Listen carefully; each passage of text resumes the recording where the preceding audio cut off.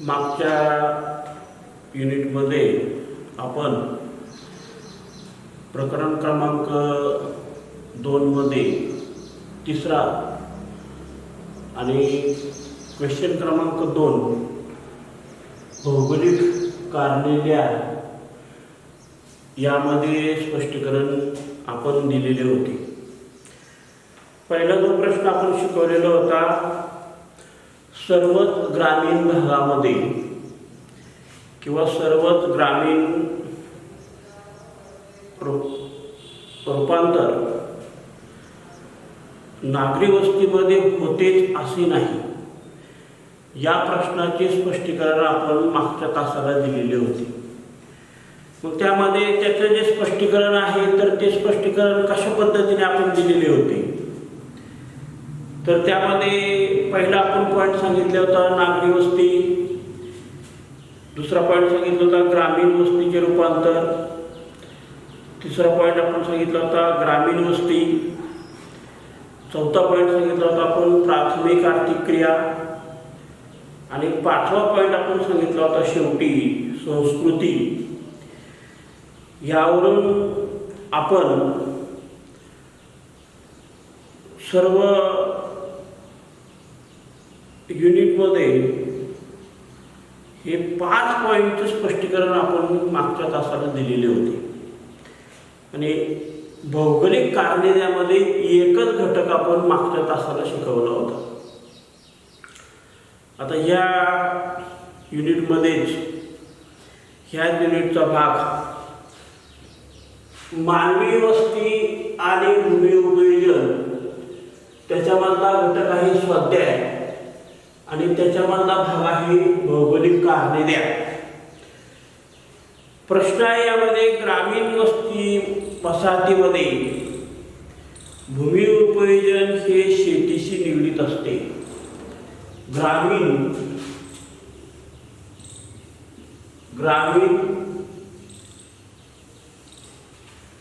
वसाहतीमध्ये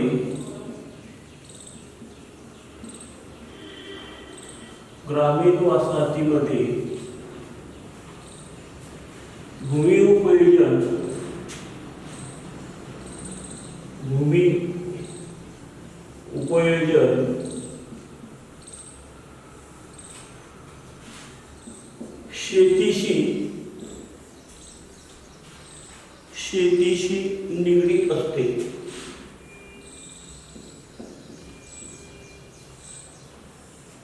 शेतीशी निगडीत असते।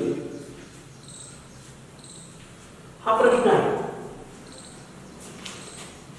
म्हणजे क्वेश्चन क्रमांक हा दुसरा आहे आणि भौगोलिक कारणे त्यामध्ये दुसरा भाग आहे। यामध्ये ग्रामीण वसाहतीमध्ये भूमी उपयोजन आणि शेती आणि निगडीत याच पॉईंटचं स्पष्टीकरण या ठिकाणी द्यायचं आहे। म्हणजे मानवी वस्ती आणि भूमी उपयोजन यामधील हा प्रश्न आहे। मग या प्रश्नामध्ये ग्रामीण वसाहतीमध्ये भूमी उपयोजन हे शेतीशी निगडीत असते, याची 4 कारण आपल्याला सांगायची आहेत, आणि ह्या 4 कारणामध्ये पहिलं कारण या ठिकाणी आपण सांगणार आहोत। त्यामध्ये पहिलं कारण आहे आर्थिक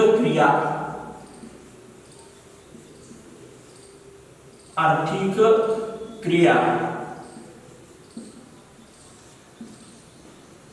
पॉईंटचं स्पष्टीकरण या ठिकाणी मी देणार आहे, आणि विद्यार्थ्यांनी या ठिकाणी कॉलेज ज्यावेळेस सुरू होईल त्यावेळेस गृहपाठ म्हणून या पॉईंटचं स्पष्टीकरण आपल्या स्वभाषेमध्ये त्याचं उत्तर द्यायचं आहे। स्वभाषेला महत्त्व आहे। स्वभाषा म्हणजे स्वतःची भाषा ही असणं गरजेचं आहे। पहिला पॉईंट मी या ठिकाणी तुमच्या समोर ठेवलेला आहे, आर्थिक क्रिया। आर्थिक क्रिया म्हणजे ग्रामीण आणि नागरिक 2 भाग आहेत। ग्रामीण आणि नागरिक ग्रामीण आणि नागरी म्हणजे वस्त्याचे दोन भाग आहेत. एक वस्ती आहे ग्रामीण वस्ती आहे, दुसरा आहे नागरी वस्ती. नागरी वस्ती आणि ग्रामीण वस्त्याचा या ठिकाणी संबंध असतो. ह्या दोन्हीमध्येच ह्या आर्थिक क्रिया घडतात. प्रश्न आणि त्याचं उत्तर काय आहे हे आपण बारकाईने पाहू. ह्या दोन्ही क्रिया या ठिकाणी ग्रामीण आणि नागरी, एक तर ग्रामीण भाग आहे, दुसरा भाग आहे नागरी. ह्या दोन्ही विभागामध्ये, दोन्ही प्रदेशामध्ये या ठिकाणी आंतरक्रिया घडतात. म्हणजेच त्या ठिकाणी त्याला आर्थिक क्रिया असं म्हटलेलं आहे. म्हणजे आर्थिक क्रिया घडतात परंतु त्या भिन्न असतात. भिन्न असतात. उदाहरणार्थ आपल्याला या ठिकाणी सांगता येतं. उदाहरणार्थ यामध्ये ग्रामीण मध्ये शेती, आर्थिक क्रिया शेती आहे आणि नागरी भागामध्ये शेतीवर अवलंबून असलेले विशिष्ट किंवा विविध प्रकारचे उद्योग दोन भाग आहेत. म्हणजे यामध्ये भिन्नता आहे. या ग्रामीण भागामध्ये आणि नागरी भागामध्ये यामध्ये भिन्नता कशी आहे तर शेती संबंधित, शेतीशी निगडीत आहे. म्हणजे ग्रामीण आणि नागरी वस्त्यामध्ये किंवा नागरी वसाहतीमध्ये आर्थिक क्रिया ज्या आहेत, आर्थिक क्रिया, ह्या आर्थिक क्रियामध्ये भिन्नता दिसून येते. भिन्नता हा शब्द महत्वाचा आहे. भिन्नता. मग ही भिन्नता काय दिसून येते तर संपर्क साधणे, विविध प्रकारची कार्य करण्याची क्षमता ही ग्रामीण भागाची वेगळी असते आणि शहरी भागाची म्हणजे नागरी भागाची वेगळी असते. म्हणून त्यामध्ये भिन्नता आहे. म्हणजे अशा पद्धतीने या ठिकाणी आपल्याला फक्त पॉइंट क्रमांक एका पॉइंटचं स्पष्टीकरण या ठिकाणी आपण तुम्हाला मी दिलेलं आहे. तर दुसरा जो पॉइंट आहे यामध्ये, दुसऱ्या पॉइंटचं जे स्पष्टीकरण आहे त्यामध्ये प्राथमिक आर्थिक क्रिया. दुसरा पॉइंट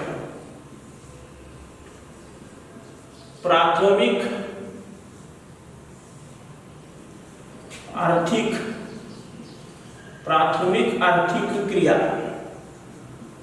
दुसरा पॉइंट सांगितला. प्राथमिक आर्थिक क्रिया म्हणजे ग्रामीण वसाहती किंवा ग्रामीण वसाहती बहुसंख्य ही जी लोकसंख्या असते ग्रामीण भागामध्ये, ग्रामीण भागामध्ये बहुसंख्य लोकसंख्या ही प्राथमिक आर्थिक व्यवसायाशी निगडीत असते. म्हणजे प्राथमिक क्रियेमध्ये गुंतलेली लोकसंख्या,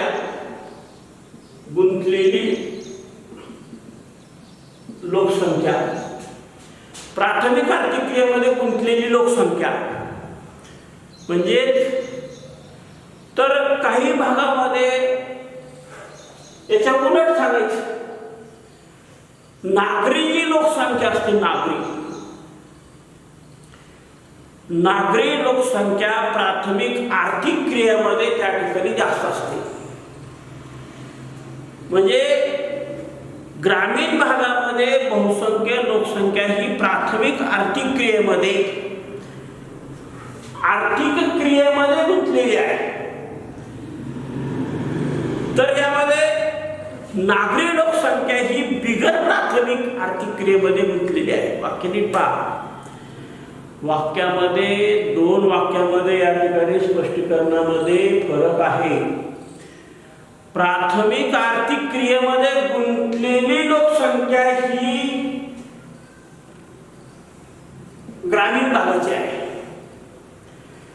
आणि नागरी लोकसंख्या म्हणजे शहरातली लोकसंख्या ही बिगर प्राथमिक आर्थिक क्रियेत जास्त असते.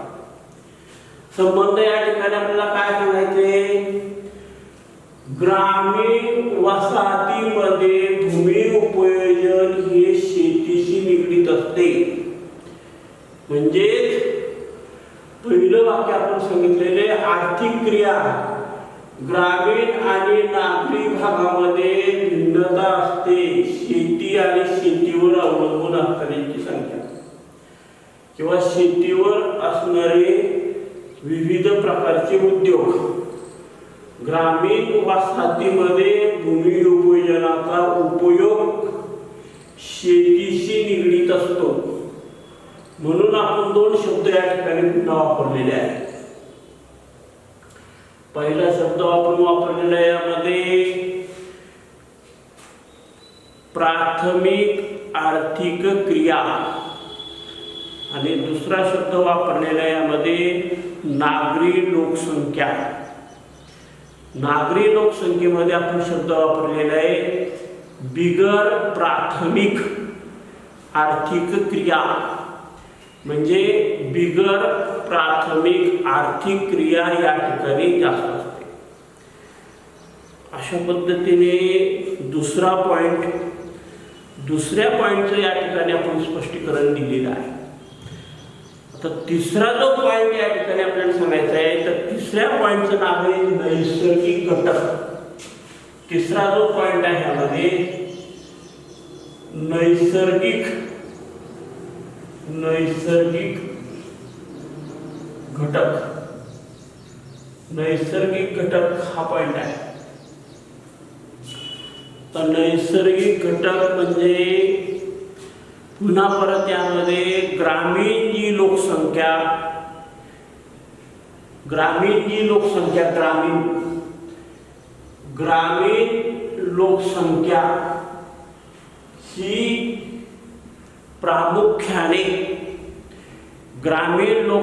ही प्रामुख्याने प्राथमिक आर्थिक क्रियेशी निगडीत असते. म्हणजेच नैसर्गिक घटकाशी निगडीत असते. म्हणजे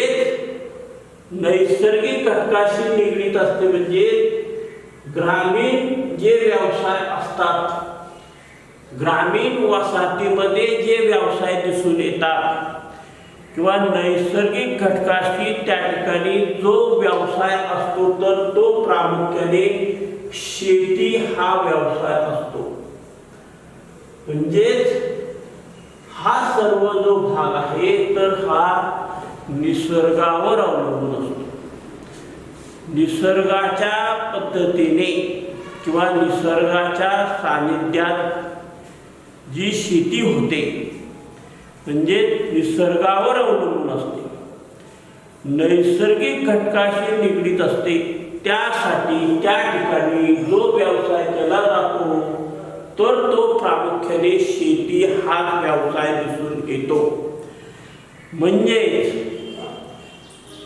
यामध्ये तेथील जी भूमी उपयोजन आहे, नैसर्गिक घटक तेथील भूमी उपयोजन जे आहे तर ते हे शेतीशी निगडीत असते.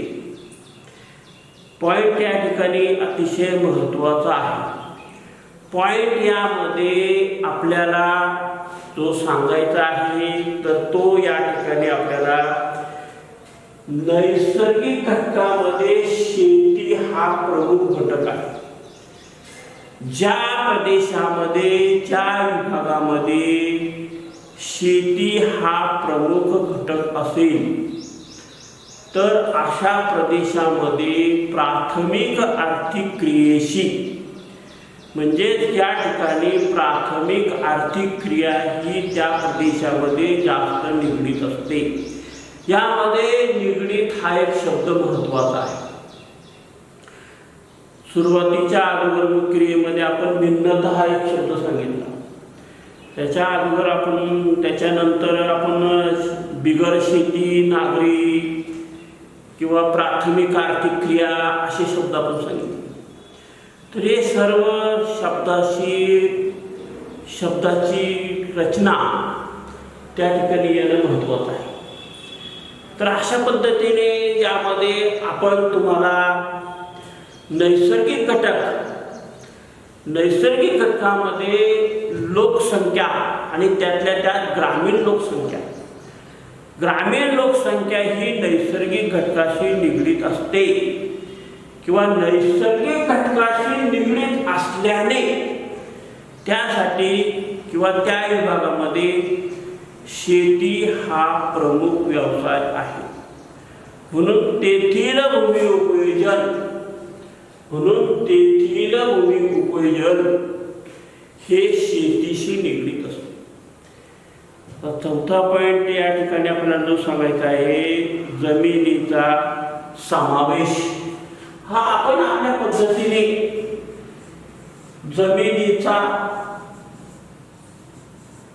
जमिनीचा समावेश हे सर्व जे पॉईंट आहेत तर हे आपण स्वतः अभ्यास करून या ठिकाणी आपण काढलेले पॉईंट आहेत. आपण स्वतः अभ्यास करून यामध्ये हे पॉईंटचं स्पष्टीकरण या ठिकाणी आपण देत चाललेलो आहोत. तुम्हाला सोप्या भाषेमध्ये मुलांना सोप्या भाषेमध्ये समजावा म्हणून अशा पॉईंटचं स्पष्टीकरण हे आपण स्वतः काढलेले आहे. म्हणून चौथा जो पॉईंट आहे यामध्ये जमिनीचा समावेश यामध्ये जमिनीचा अनेक ठिकाणी अनेक पद्धतीने जमिनीचा वापर केला जातो. म्हणजे जमिनीचा समावेश हा शब्द आपण मुद्दाम टाकलेला आहे किंवा यामध्ये आपण जमिनीचा वापर हा सुद्धा शब्द आपण टाकू शकतो. तुम्हाला समजेल अशा सोप्या भाषेमध्ये तुम्ही त्याचं स्पष्टीकरण या ठिकाणी लिहिले तरी चालेल. जमिनीचा समावेश यामध्ये जी जमीन असते तर काही जमीन ही पिकाऊ जमीन असते,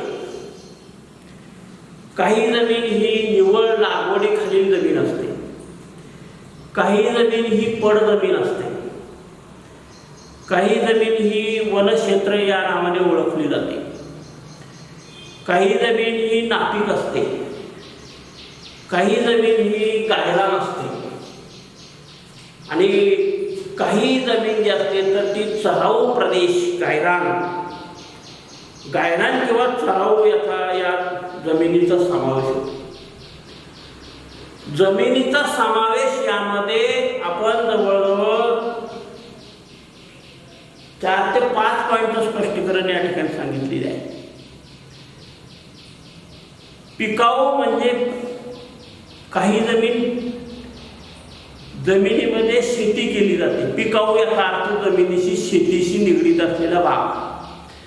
निव्वळ लागवडीखालील क्षेत्र, निव्वळ लागवडीखालील म्हणजे एखाद्या विभागामध्ये एखाद्या प्रदेशामध्ये लागवड किती झालेली आहे. पडजमीन म्हणजे पडीक जमीन किती आहे. वनक्षेत्राशी असलेला भाग म्हणजे वनाशी निगडीत असलेली जमीन किती आहे. नापीक जमीन किती आहे, गायरान जमीन किती आहे आणि चराऊ जमिनीचा यामध्ये समावेश आहे. म्हणजे अशा पद्धतीने या ठिकाणी आपण तुम्हाला जमिनीचा समावेश यामध्ये सर्वाधिक भूमी जी आहे तर ती कशाची समावेश आहे तर ती शेतीशी समावेश आहे. जी जमीन आहे जमिनीचा जो समावेश केलेला आहे जेवढे आपण पॉईंट सांगितलेले आहेत म्हणजे पिकाऊ जमीन, निव्वळ लागवडीखालील क्षेत्र, पडजमीन, वनक्षेत्र, नापीक जमीन, गायरान किंवा चराऊ जमीन ह्या सर्व जमिनीचा समावेश सर्वाधिक भूमी उपयोजन हा शेतीशी निगडीत असते. म्हणजे अशा पद्धतीने यामध्ये आपण तुम्हाला या युनिटमध्ये 4 पॉईंटचं स्पष्टीकरण या ठिकाणी दिलेले आहे. म्हणजे 4 पॉईंटचं स्पष्टीकरणामध्ये हे जे 4 पॉईंट आपण या ठिकाणी सांगितलेले आहेत, तर अशा पद्धतीने वरील सर्व कारणामुळे ही जी आपण कारणं सांगितली, तर ही 4 कारणं या ठिकाणी आपण सांगितली. वरील सर्व कारणामुळे ग्रामीण वसाहतीमध्ये भूमी उपयोजन हे शेतीशी निगडीत असते, हे स्पष्ट करता येते. म्हणजे अशा पद्धतीने आपण तुम्हाला 4 कारणांची उत्तरं या ठिकाणी आपण सांगितली. तर त्याच्या अगोदर म्हणजे मागचा जो तास आपला झाला, तर त्या तासाला आपण सर्वच ग्रामीण वस्ती, ग्रामीण रूपांतर नागरी वस्तीमध्ये होतेच असे नाही, हे कारण आपण मागच्या तासाला सांगितले. आणि ह्या तासाला आपण तुम्हाला ग्रामीण वसाहतीमध्ये भूमी उपयोजन हे शेतीशी निगडीत असते याची 4 कारणं आपण या ठिकाणी सांगितली. पहिलं जे कारण सांगितलं आपण आर्थिक क्रिया. आता याच्यामध्ये डिटेल तुम्ही हे लिहून घेतले तरी चालेल.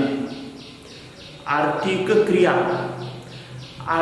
क्रिया हा पॉईंट त्या ठिकाणी टाकायचा आणि त्याच्या पुढं या ठिकाणी लिहायचं. मी सुरुवातीला या पॉईंटचे स्पष्टीकरण या ठिकाणी तुम्हाला दिले आणि आता यामध्ये तुम्ही त्या ठिकाणी काय लिहायचे आहे तर ती लिहायचं आहे. मग पहिला पॉईंट या ठिकाणी मी तुम्हाला सांगितलेला आहे. मग पहिल्या पॉईंटमध्ये आर्थिक क्रिया असं त्या ठिकाणी पहिलं वाक्य लिहायचं. आर्थिक क्रियामध्ये लिहायचं, त्यामध्ये ग्रामीण वस्ती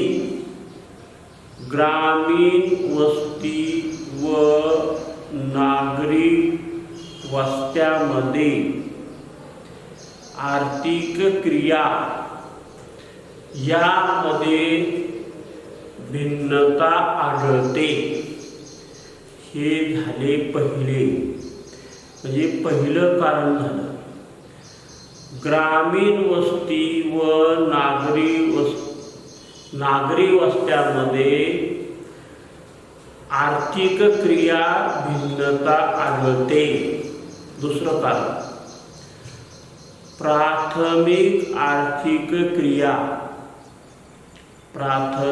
दुसरा पॉइंट प्राथमिक आर्थिक क्रिया ग्रामीण वस्तीतील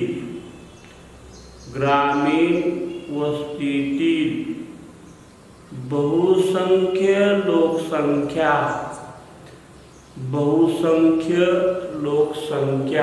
ही